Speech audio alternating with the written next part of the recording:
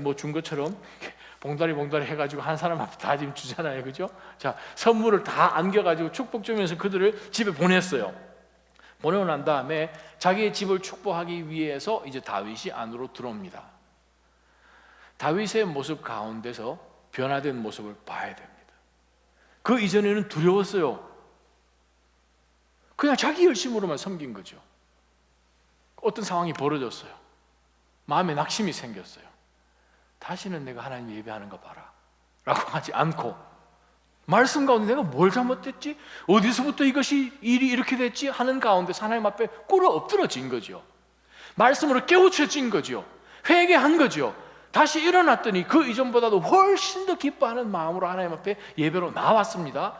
나오고 난 다음에 가족 축복하려고 집으로 돌아왔더니, 오늘 이 성경 가운데서 사무엘 기록한 저자가 왜 미갈을, 다윗의 아내 미갈 그렇게 표현하지 않고 사울의 딸로만 얘기한 줄 아십니까? 또 다윗 왕에게 당신이 라고 얘기하지 않고 이스라엘의 왕이라고 미갈이 이야기한 것, 왜 일부러 그랬을까? 여러분 한번 생각해 보십시오. 참 희한하죠. 미갈은 다윗의 아내인데, 다윗의 아내, 지금 가족으로 축복하려 가족이 돌아갔으니까 아내라고 표현해야지 맞는데 왜 이렇게 했을까? 물론 우리가 추측을 해보는 것이지만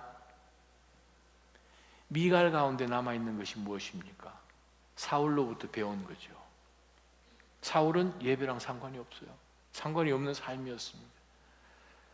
미갈, 예배하고 전혀 상관이 없는 그 아버지 밑에서 그냥 오다 보니까 미갈이 가지고 있는 컨셉은 사울이 가지고 있었던 컨셉하고 똑같습니다.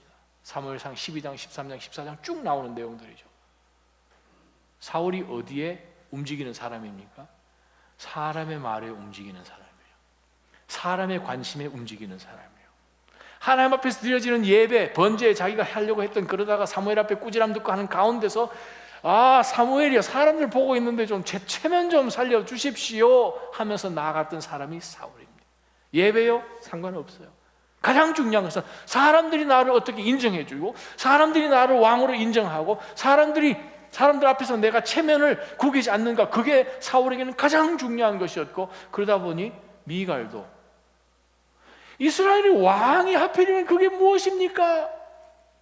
미갈도 동일하게 사울처럼 생각을 하고 다윗에게 손가락질을 합니다. 그랬더니 엄청난 사건으로 인하여서 한번 하나님 앞에 꼬꾸라지고 돌아온 다윗 입에서 나온, 즉 하나님과의 관계 속에서 이미 자유함이 만끽되어지고 하나님 앞에서 춤을 추고 온 힘을 다하여서 바로 그곳에서 다윗 성까지 오는 동안 힘을 다하여 쫓아왔던 바로 그 다윗 입에서 나오는, 다윗 속에서 나오는 믿음을 우리가 한번 들여다볼 필요가 있습니다. 보세요. 21절 하반절이에요. 맨 먼저 보게 되면 나는 하나님 앞에서 그렇게 춤을 춘 것입니다. 난 사람들 앞에서 춤을 춘 것이 아닙니다. 그분이 당신 아버지와 당신 집안 대신 나를 선택해 여호와의 백성 이스라엘의 통치자로 세우셨기 때문에 나는 첫 번째부터 다윗의 교훈이 여기 있습니다. 언제든지 여호와 앞에서 기뻐 뛴다는 거예요. 우리 언제 기뻐 뜁니까? 내 기분 좋을 때 기뻐 뛰죠. 다윗은 나는 하나님 앞에서 언제든지요. 상황 가운데서 우리가 컨트롤되면 우리는 상황 따라서 우리가 기뻐 뛰고 안 뛰고 결정됩니다. 다윗은 상황하고 상관이 없었던 사람입니다. 제가 정말 좋아하는 시편들 많이 있지만 시편 62편, 특별히 63편 보게 되면 다윗이 뭐라고 해요? 하나님, 저는 성소 너무 좋은 거고요, 정말 제가 밤에 보초로 서더라도 하나님 생각만 하면 너무 좋고요, 정말 하나님에 대한 그 열정과 사랑이 내 목숨보다 귀합니다. 그게 다윗을 다윗되게 만들었습니다. 사랑하는 아자짐 성도 여러분, 상황에 좌지우지되지 않기를 주님의 이름으로 축원합니다. 사람들이 여러분을 어떻게 판단하고 생각하고 어떻게 할까, 사람들 앞에서의 체면과 이 모든 것은 정말 분토로 여기기를 주님의 이름으로 축원합니다. 그렇지 않으면 다윗처럼 나는 언제든지 여호와 앞에서 기뻐 뛸 것이요 고백이 안 된다는 거죠. 그 말은 하나님과의 관계가 껄끄름하다는 거죠. 하나님과의 관계보다는 사람들 앞에서의 나가 더 중요하다는 거죠. 그거는 예배가 아닙니다. 그건 순종도 아니고 아무것도 아니에요. 요한일서 5장 말씀 제가 여러분이 읽어드렸지 않습니까? 하나님의 사랑은 이것이니라. 무엇입니까? 하나님의 계명을 지키는, 말씀대로 순종하는 거예요. 둥그스름하게 순종할 수 없다는 거예요.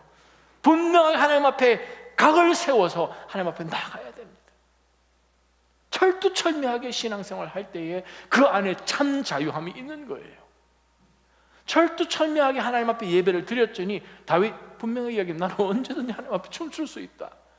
다른 사람이 그렇게 춤추면 뭐죠 아십니까? 그냥 춤이죠 뭐. 근데 하나님 앞에서 정말 기뻐하는 마음으로 언제든 이거는 예배예요. 예배예요. 그리고 두 번째 말씀 보십시다. 22절에 보게 되면 와, 이렇게 고백할 수 있다는 것은 모든 권세와 명예와 영광과 정말 우리를 높이고 낮추고 하시는 것이 하나님에게 있음을 고백하는 그 정도의 영적 것이 나오죠. 영적인 배짱이라고 할까요? 22절 보십니다. 내가 이것보다 더욱 채통 없이 행동해서 스스로 더 낮아져도 당신이 말한 그 계집 종들은 나를 우러러 볼고. 이게 무슨 말씀입니까? 내가 아무리 낮아져도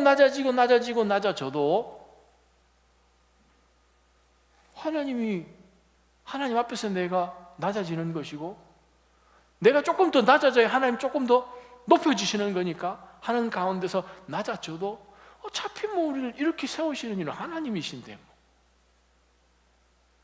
라는 고백이 다윗 가운데 있는 거예요. 오늘 이 밤에 저는 여러분들에게, 우리 모두에게 정말 간구하고 싶은 것은 무엇입니까? 믿음 안에서 참 자유해지면, 하나님 앞에 순종함 가운데서 그 어떤 것도 하나님 앞에 책망받지 않을 것 같은 그러한 상황 가운데 있을 때 믿음이 자유해지죠. 거침이 없죠. 막혀지는 것이 없죠. 그렇게 되면 우리가 사람들 눈에는 아무리 낮아지는 것 같아도요, 우리는 낮아질 수 있습니다. 아멘.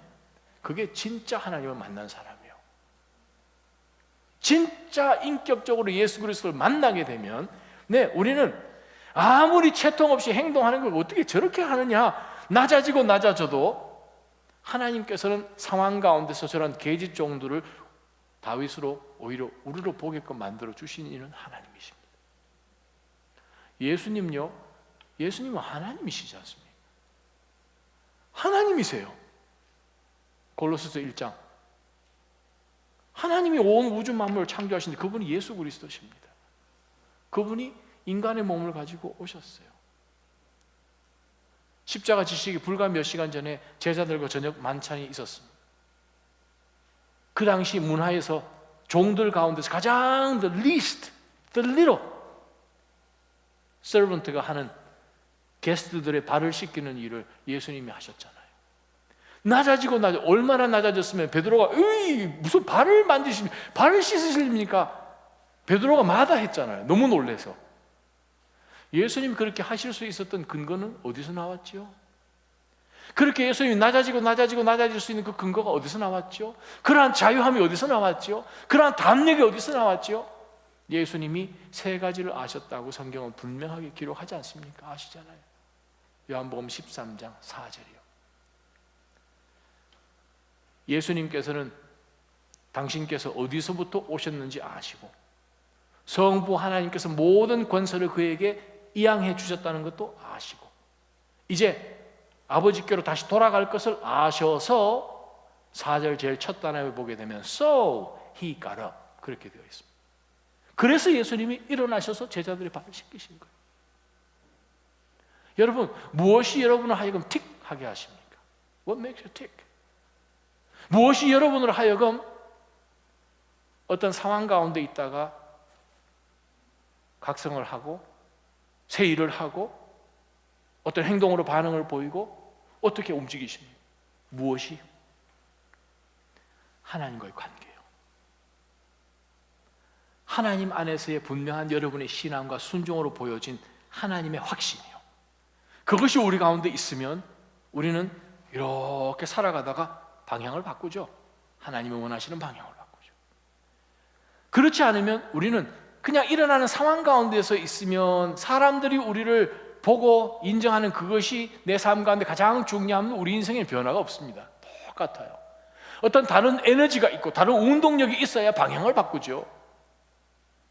하나님과 내 사이의 관계 속에서 다시 한번 깨달아진 가운데서 하나님이 이렇게 말씀하셨으니 내가 이렇게 하나님을 예배하고 이렇게 하나님을 사랑하겠습니다 결단하는 가운데서 새롭게 깨우쳐지는 가운데서 하나님 앞에 나아가게 되면 거기서부터 새로운 일이 벌어집니다. 나자님 성도 여러분, 다른 그 어떤 것도 여러분을 틱하게 만들지 말기를 주님의 이름으로 축원합니다.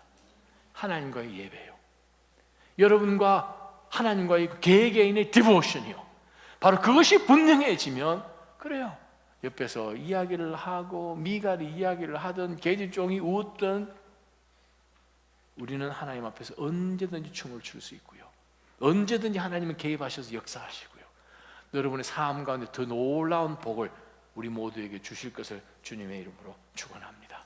우리 한번 이러한 삶을 한번 남은 생애 가운데서 한번 사시기를 주님의 이름으로 축원합니다. 다윗 삶 가운데는 하나님이 모든 것 회복시켜 주셨어요. 두려움도 회복시켜 주시고요, 이제 법궤도 들어왔으니 얼마나 하나님의 놀라운 역사들이 그 다음 장부터 일어나는지 여러분 한번 보세요.